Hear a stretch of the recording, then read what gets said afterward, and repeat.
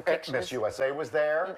Yes, we talked to her on Friday. So there was a parade honoring veterans, active duty service members, and our future leaders.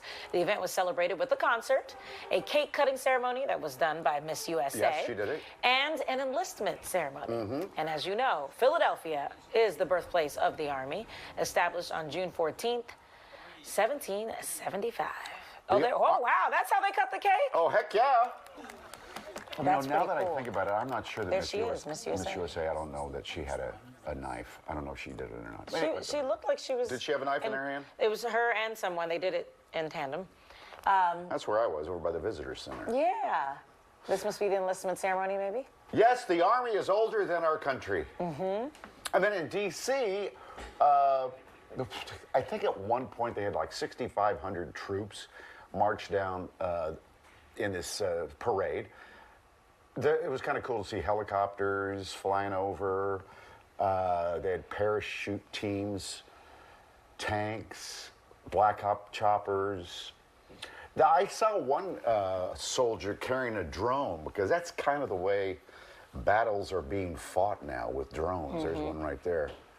And the President First Lady obviously was there. Fireworks. Yep, fireworks. Looks like they're on the balcony of the south, looking over the south lawn there.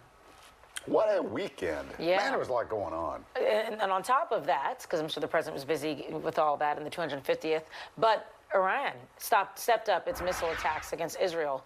And we were hearing about reports of things escalating over the weekend. And then this morning, there have been some attacks, as it's now the fourth day. Yeah, the two countries are just going back and forth, back and forth. I don't know who's going to give. Doug Luzader's in D.C. now. Doug. Hey, good morning. Well, you know, the U.S. is still standing shoulder to shoulder with Israel, but there have clearly been some difficult discussions behind the scenes. More Iranian missiles pound targets in Israel. The attacks appear to be aimed at civilian areas, all part of Iran's response to last week's Israeli strikes designed to destroy Iran's nuclear program. Even U.S. embassy offices in Tel Aviv were damaged and will remain closed today.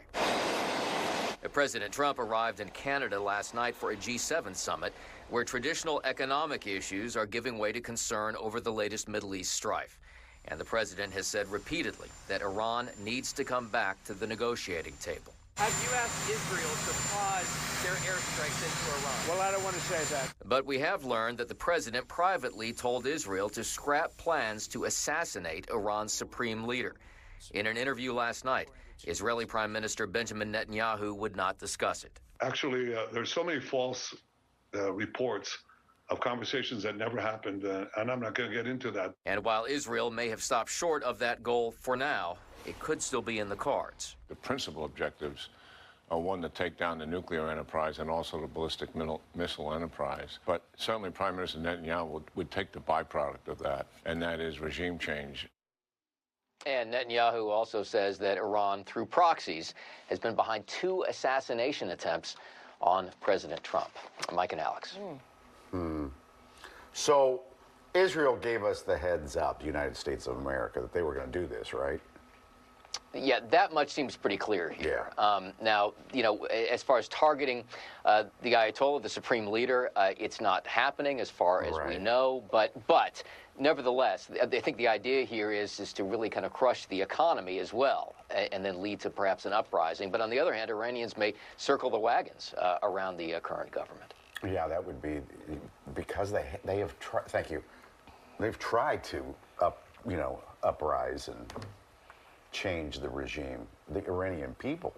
Remember when there was a group of women who organized that about 3 or 4 years ago, and they killed them all, for attempting it. All right, 7:15. Well, this was big news while you were sleeping. Yeah, police in Minnesota have arrested a man who is suspected of killing a state lawmaker and injuring another. 57-year-old Vance Bolter was captured last night after a 2-day manhunt, and he was arrested yesterday after police say he surrendered in the woods near his home. There he is. He's accused of shooting and killing former Democratic State Representative Melissa Hortman and her husband Mark in their home. Police say he then went to Senator John Hoffman's home, where he shot and injured Hoffman and his wife Yvette. He got into a fight with police too, gunfight. So a list of roughly 70 names, including state and federal lawmakers, it was found in a fake police vehicle near one of the crime scenes. Yeah, good thing that the cops got into a shootout with him because they got his car that was filled with ammunition. Who knows where he was headed next to the list of 70 people that he had. Because it had been a couple of days, right, since he was at large. Oh, At least yeah. It was over the weekend. This happened Saturday morning. Well, overnight in Minnesota, Friday night into Saturday morning. So all of Saturday, all of Yeah. Sunday, so people were very concerned.